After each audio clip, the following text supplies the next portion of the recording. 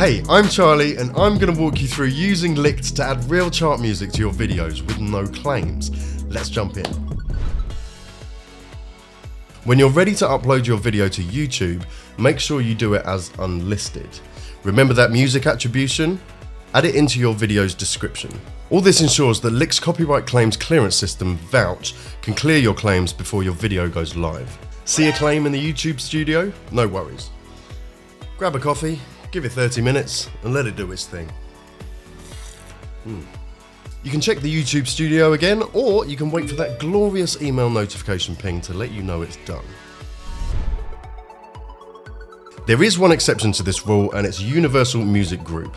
This requires special sign-off from the record label. You'll know if you've got a UMG song in your basket if the track has this C icon. But it's still easy to get sorted. Upload your video as unlisted, add each license attribution to the description, and email your link to support@lickd.co so that Licked's crack team of music aces can get it cleared for you. Top tip, emails sent from Monday to Friday will be cleared a lot faster, in up to 4 hours. And you're done. Congratulations, your video has copyright music in it, but you still get to keep your ad revenue. Who doesn't love a good success story? Cheers.